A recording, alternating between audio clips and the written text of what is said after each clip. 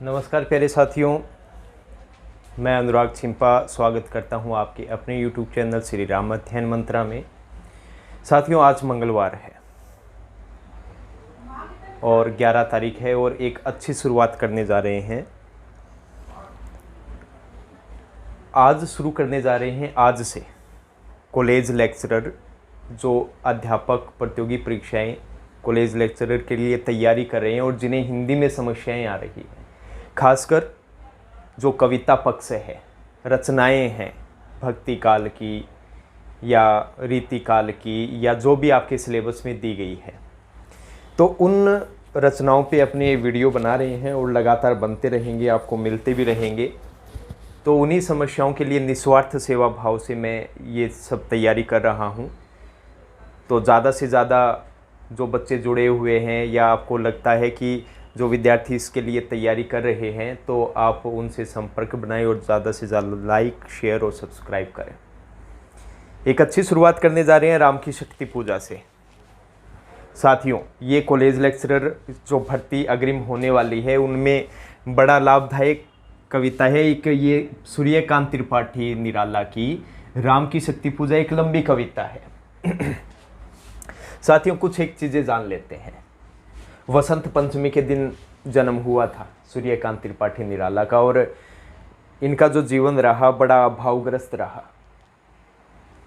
सूर्यकांत त्रिपाठी निराला का मैं कवि परिचय डाल चुका हूँ, एक वीडियो उस पर बना चुका हूँ, जो प्लेलिस्ट आपको लेखक और कवि परिचय में आपको मिल जाएगा।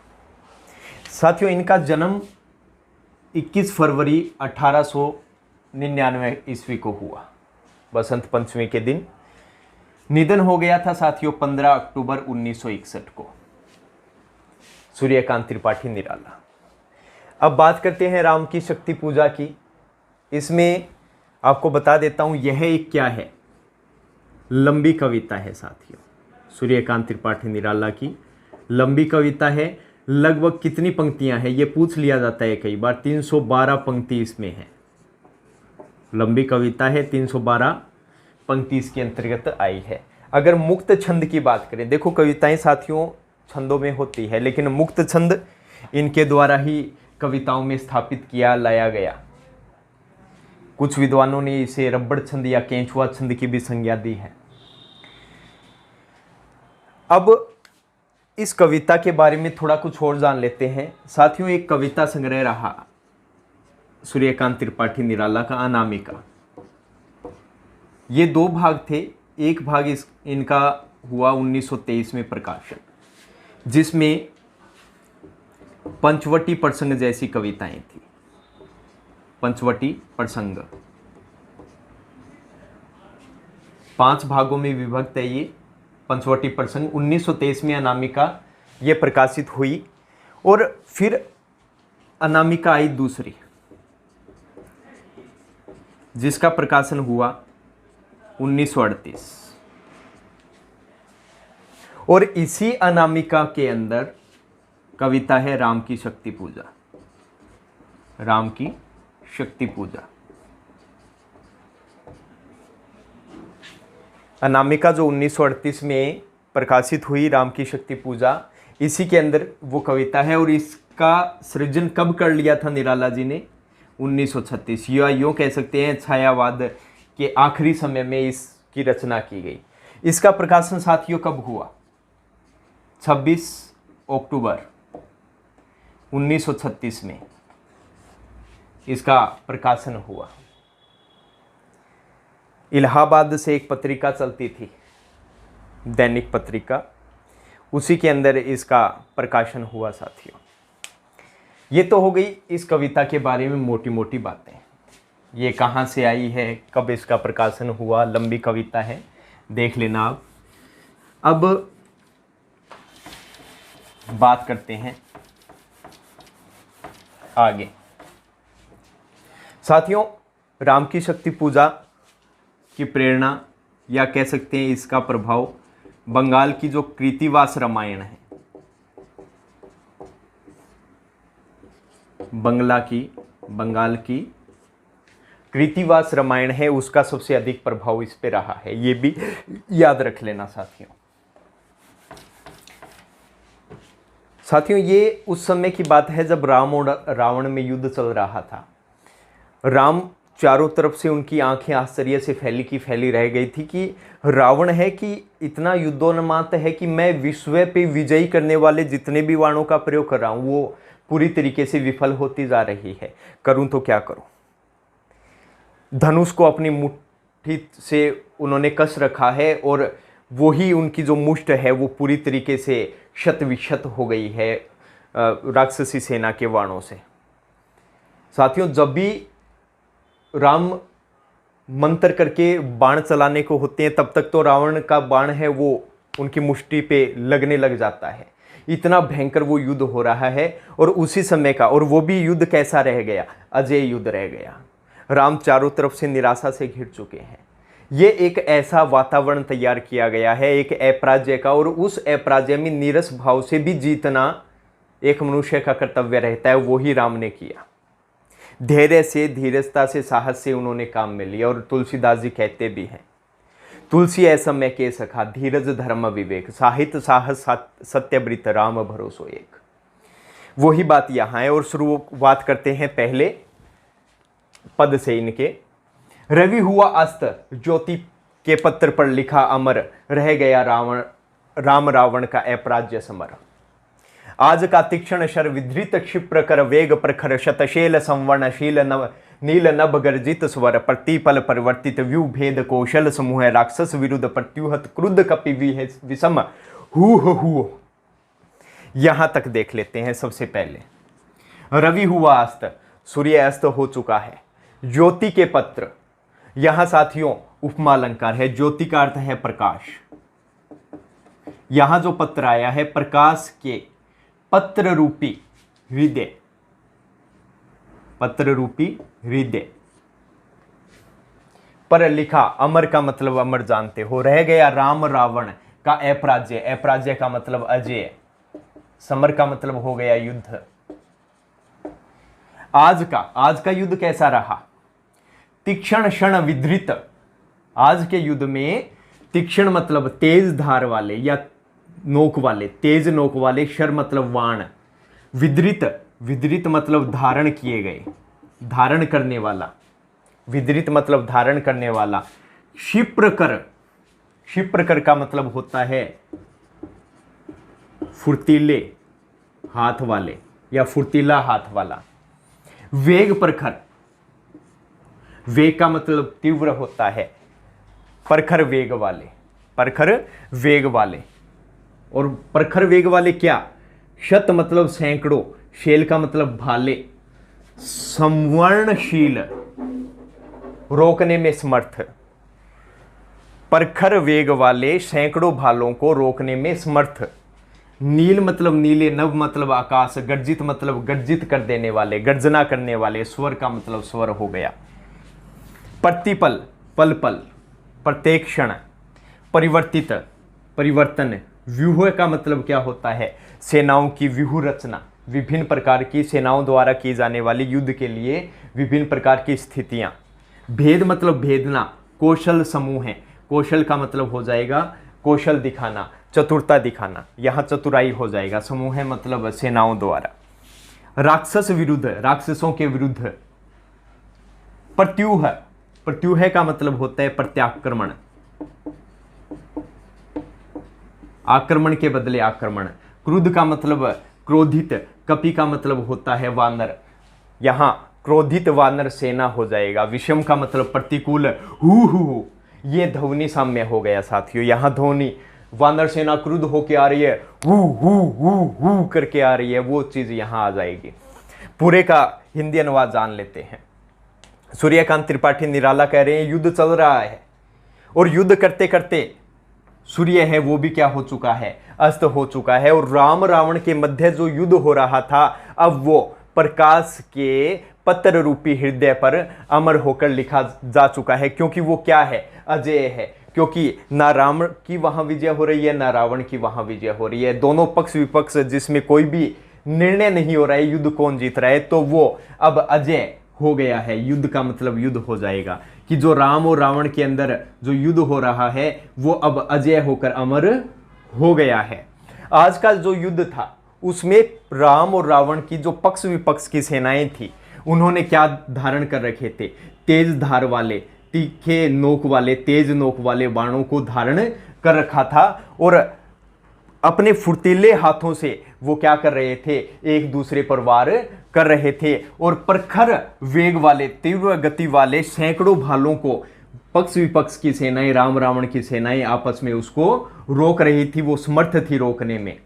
वहीं जो पक्ष विपक्ष की सेना थी, राम रावण के युद्ध में जो सेनाएं भाग ले रही थी, उन सेनाओं ने नीले आकाश को अपने गर्जित स्वर से गुंजारित कर दिया था, गुंजायमान कर दिया था, अपने स्वर से उसे गुंजायमान कर दिया था।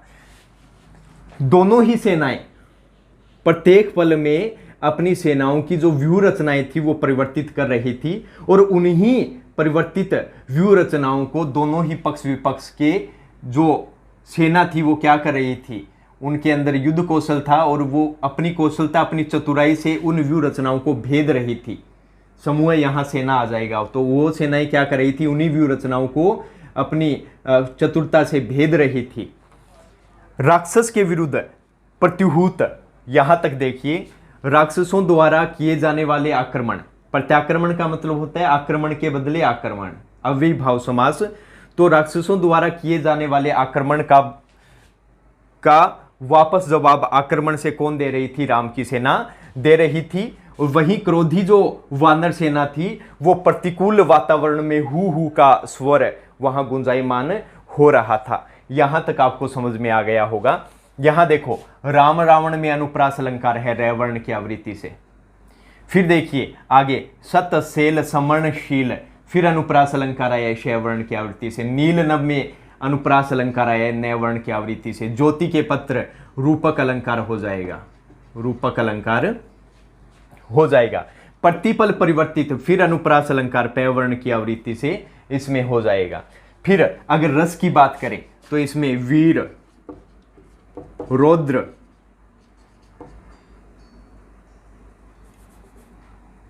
रौद्र वह भयानक रस का, भयानक रस का वर्णन यहां पर हुआ है। अब चलते हैं 2 नंबर पे।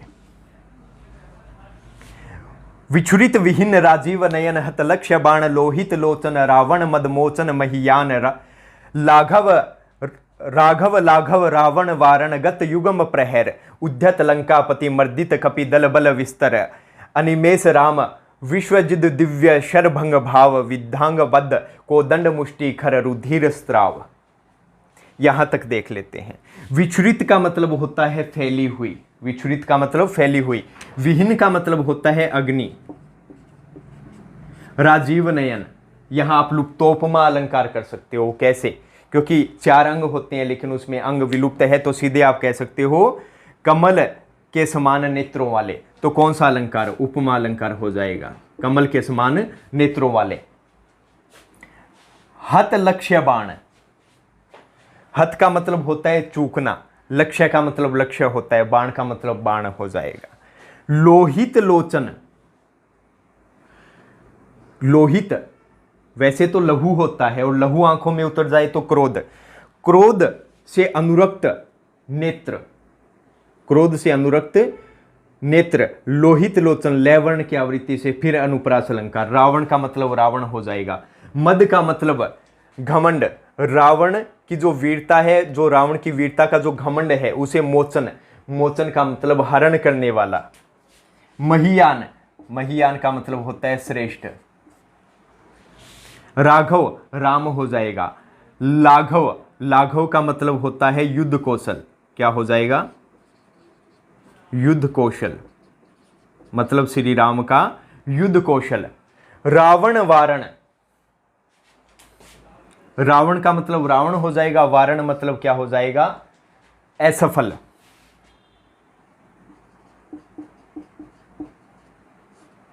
गत का मतलब गत युगम पहर, गत मतलब बीते हुए, युगम मतलब 2, प्रहर का मतलब पहर हो जाएगा, मतलब बीते 2 प्रहरों में यही सब चल रहा था, मतलब दोपहर तक।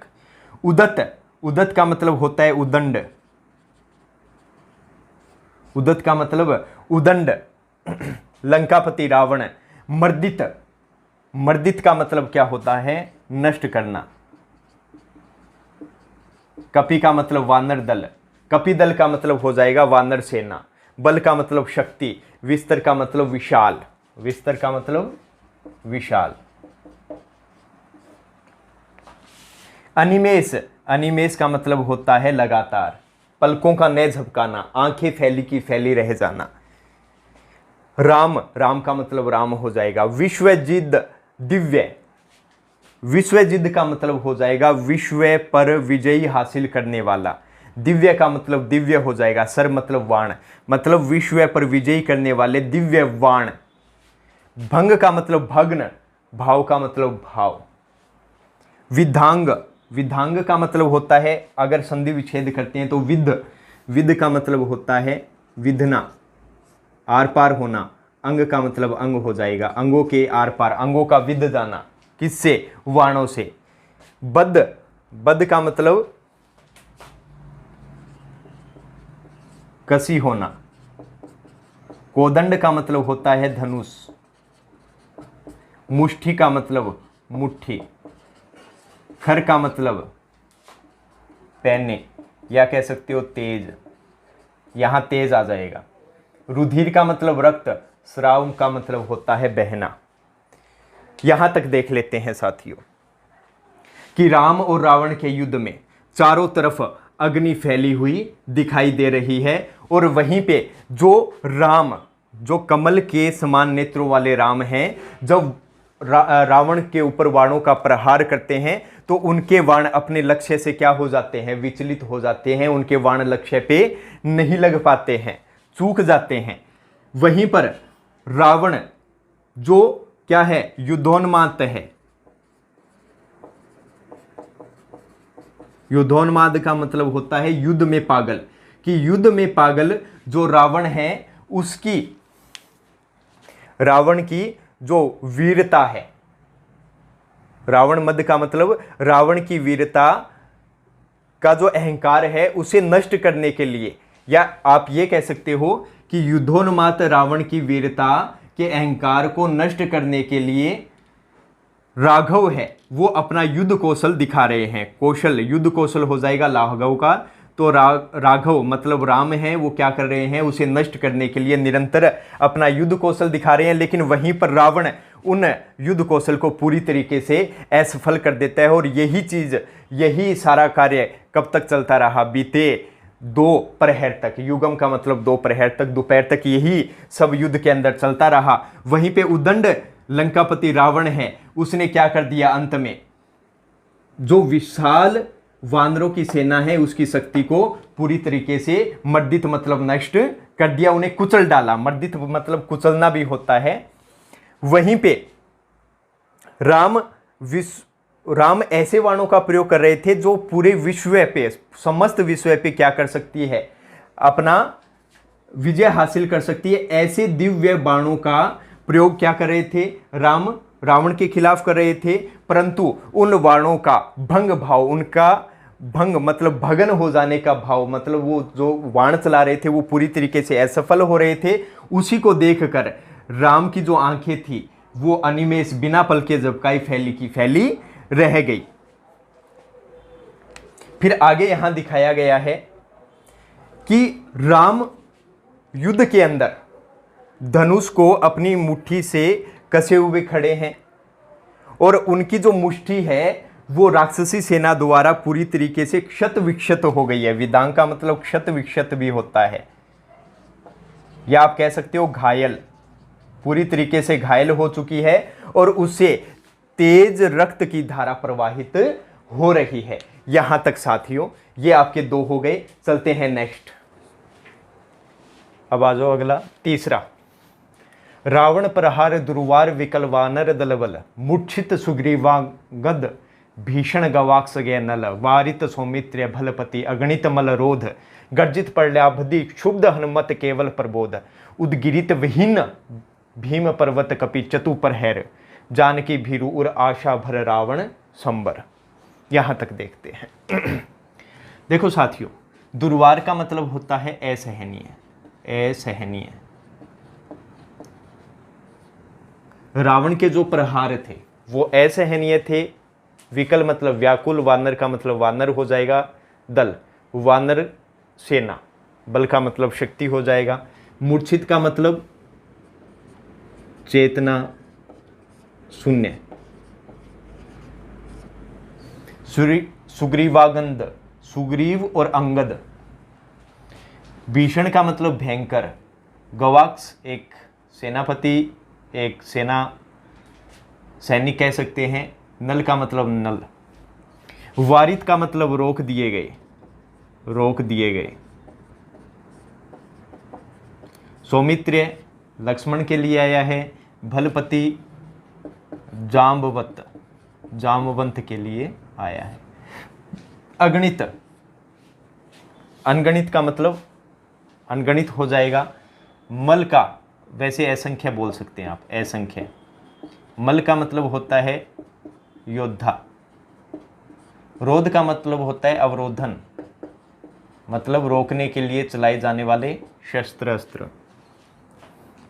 गर्जित गर्जित का मतलब होता है गर्जना करना, प्रलयावधि प्रलयधन अवधि, अवधि का मतलब समुद्र, प्रलय का मतलब प्रलयकालीन, प्रलयकालीन समुद्र के समान, शुद्ध का मतलब क्रुद्ध, हनुमत का मतलब हनुमान हो जाएगा, केवल का मतलब केवल, और प्रबोध का मतलब हो जाएगा चेतना युक्त।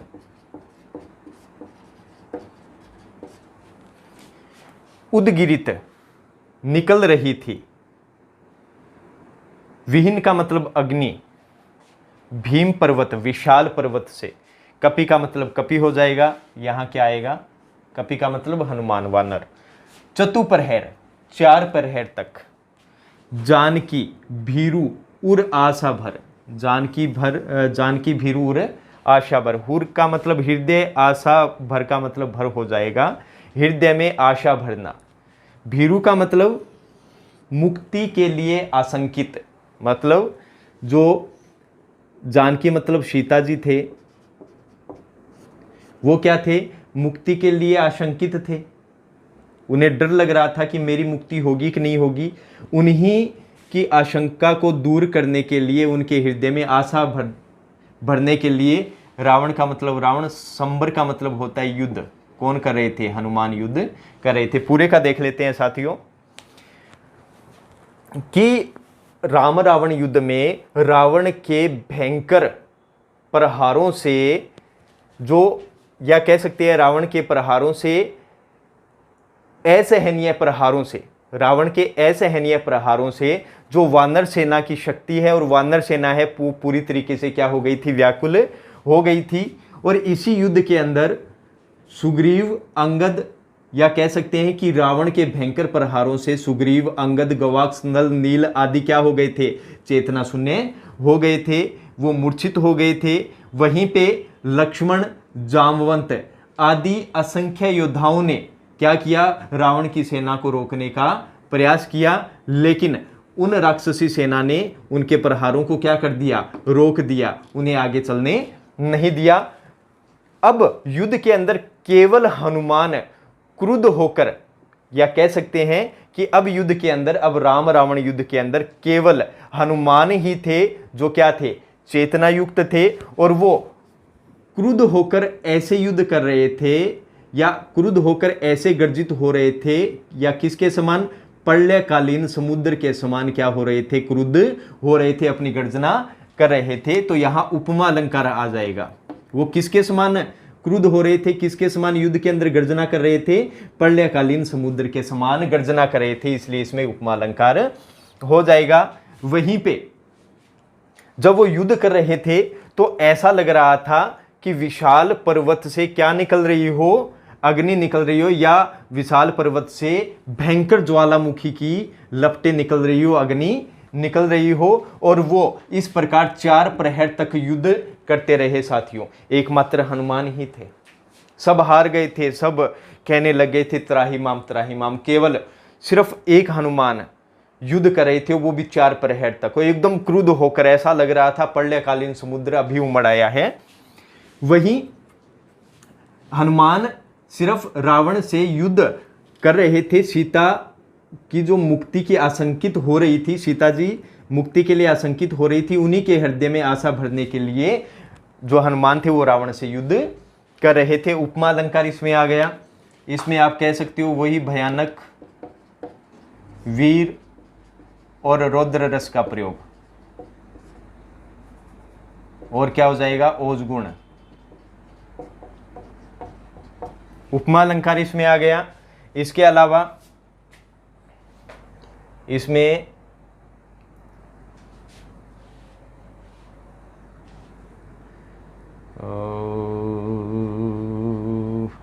अनुप्रास अलंकार साथियों आप देख लेना। नेक्स्ट चलते हैं चौथे पे।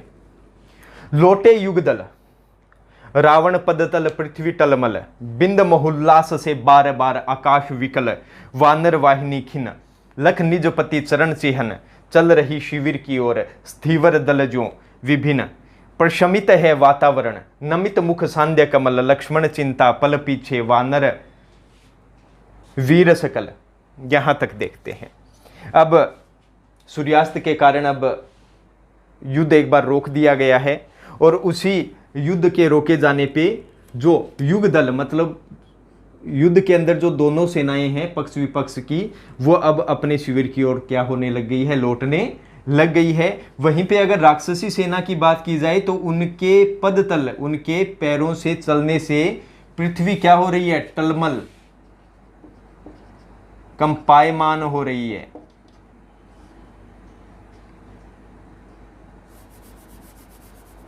या कह सकते हैं कंपित हो रही है।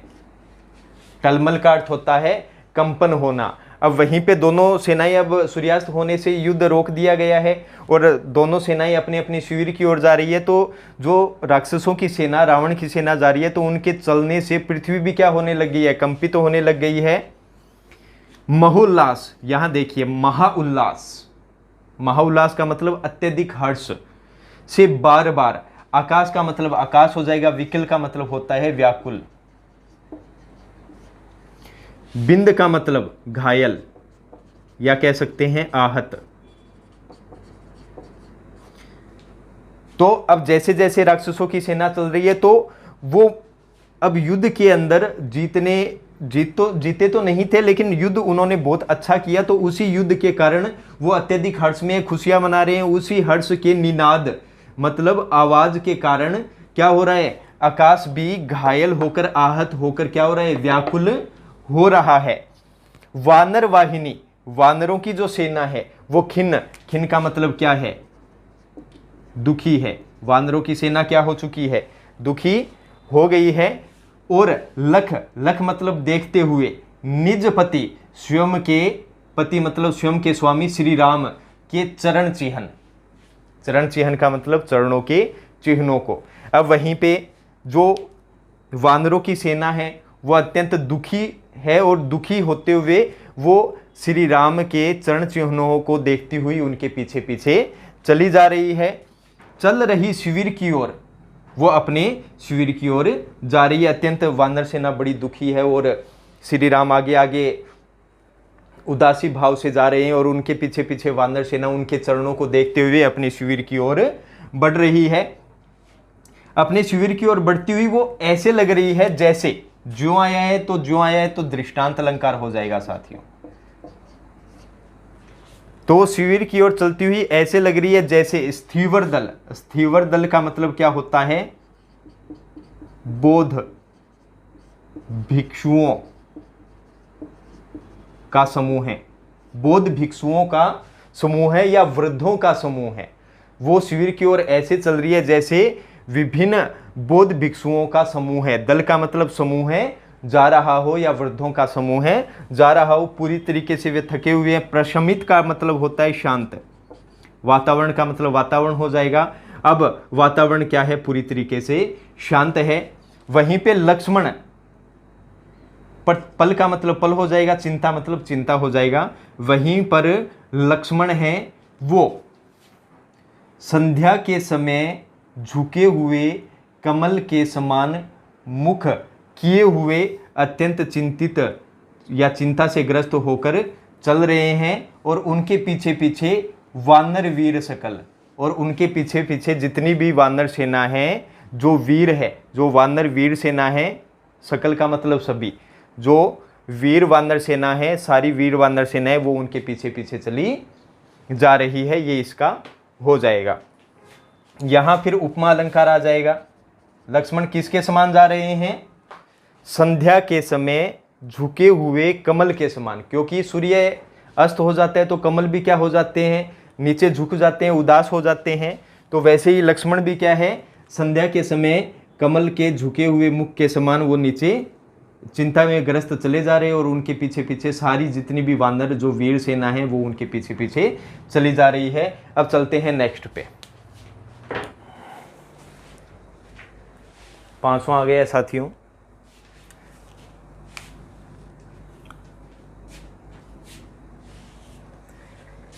पांचवां में क्या है देखते हैं। रघुनायक आगे अवनी पर नवनीत चरण, सलद धनु गुण है कटिबंध सरस्त तुणीर धरण, दृढ़ जटा मुकुट हो विप्रयस्त प्रतिलट से खुल, फैला पृष्ठ पर बाहुओं पर वक्ष पर विपुल, उतरा ज्यों दुर्गम पर्वत पर निशांधकार, चमकती दूर ताराएं जो हो कहीं पार।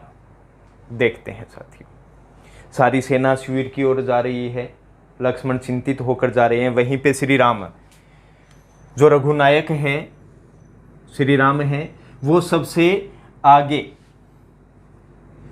अपने मक्खन जैसे, नवनीत का मतलब होता है साथियों मक्खन, मक्खन के समान कोमल चरणों को, तो यहां उपमा हो जाएगा, लुप्तोपमा आप कह सकते हो, कि सारी सेना में श्री राम सबसे आगे अपने मक्खन के समान कोमल चरणों को, अवनी का मतलब होता है पृथ्वी, पृथ्वी पर रखते हुए चल रहे हैं। सलद धनु, सलद का मतलब धनु गुण का मतलब क्या होता है? धनुष की डोरी, या कह सकते हैं प्रत्यंचा। सलद का मतलब ढीला होना,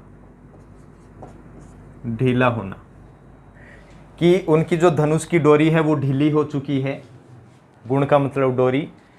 कोट कटिबंध, कटिबंध मतलब कमर पे बांधे जाने वाला वस्त्र। सरस्त का मतलब होता है खिसका हुआ। तुणीर धरण, तुणीर का मतलब होता है तरकस, धरण मतलब धारण करने वाला। दृढ़ का मतलब दृढ़ता से। जटा, जटा मुकुट, जटाओं का मुकुट। विप्रयस्त का मतलब होता है अस्त व्यस्त।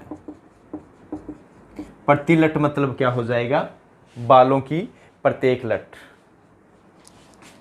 खुल मतलब खुलकर। फैले हुए हैं पृष्ठ पर, पृष्ठ का मतलब होता है पीठ पर। बाहुओं पर, बाहुओं का मतलब हो जाएगा भुजाओं पर। वक्ष पर, वक्ष का मतलब क्या हो जाएगा?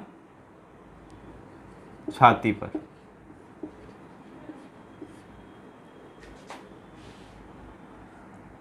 विपुल का मतलब क्या हो जाएगा? पूरी तरीके से, बहुत ज्यादा। उतरा ज्यों, ऐसे उतरा है, जो मतलब जैसे। दुर्गम, पार करने में कठिन। दुर्गम का मतलब क्या होता है? पार करने में कठिन। पर्वत का मतलब पर्वत हो जाएगा। निशांधकार, निशांधकार का मतलब क्या होता है? नैशो, नैशो का मतलब रात्रि। अंधकार का मतलब क्या होता है? अंधेरा, रात्रि के अंधकार के समान। चमकती, चमकती है दूर ताराएं, दूर से ताराएं, तारा, जो मतलब जैसे, कहीं पार, कहीं उस पार दूर से ताराएं चमकती हो। यहां तक देख लेते हैं कि अब युद्ध समाप्ति हो गई है, और युद्ध में सुबह से लेकर शाम तक युद्ध लड़ा जाता है, और उसमें सारी सेना, श्री राम लक्ष्मण सब थक गए हैं, और युद्ध में भी इतना वो फल नहीं मिल रहा जो हृदय में है। रावण बड़ा बलशाली नज़र आ रहा है, आशा का कहीं संचार नज़र नहीं आ रहा है। वहीं पे श्री राम क्या कर रहे हैं, सेना में सबसे आगे अपने मक्खन के समान कोमल चरणों को पृथ्वी पर रखते हुए चल रहे हैं। उनके जो धनुष की डोरी है, प्रत्यंचा है, वो पूरी तरीके से ढीली हो चुकी है। कमर पे बांधे जाने वाला वस्त्र जिसमें तरकस धारण किया जाता है वो भी अब कुछ खिसका हुआ सा नजर आ रहा है। दृढ़ता से बांधी गई जटाओं का जो मुकुट है वो अस्त व्यस्त हो गया है और उनकी जो जटाएं हैं वो पूरी तरीके से खुल गई है और जटाएं खुलकर उनकी कुछ पीठ पर आ गई है, पीठ पर जटाएं फैल चुकी है, उनकी भुजाओं पर जटाएं फैल चुकी है और उनके महान वक्ष पर, उनकी छाती पर भी वो जटाएं पूरी तरीके से फैल चुकी है। और वो फैली हुई जटाएं ऐसी लगती है जैसे ऐसा पर्वत जिसे पार करने में कठिन हो, उस पर क्या छा गया हो, रात्रि का अंधकार छा गया हो।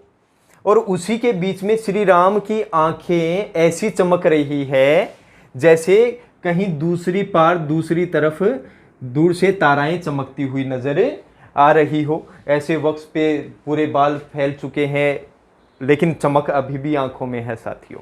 तो आज के वीडियो में इतना ही। प्रत्येक वीडियो में आपको 5 ये भाग आपको मिलेंगे। पूरी 312 पंक्तियों की ये कविता है साथियों और मैं उम्मीद करता हूँ पहला वीडियो आपके लिए लेके आया हूँ। अगर आपको अच्छा लगे, आपको समझ में आ रहा है तो इसे ज़्यादा से ज़्यादा लाइक करें, जिससे ज़्यादा से ज़्यादा जो प्रतियोगिता दे रहे हैं उन व्यक्तियों को फ़ायदा पहुँचे साथियों। ये आप ही के लिए है, सिर्फ आप ही के लिए। और इसी के साथ श्री राम अध्ययन मंत्र आपसे विदा चाहता है। जय हिंद, जय भारत साथियों।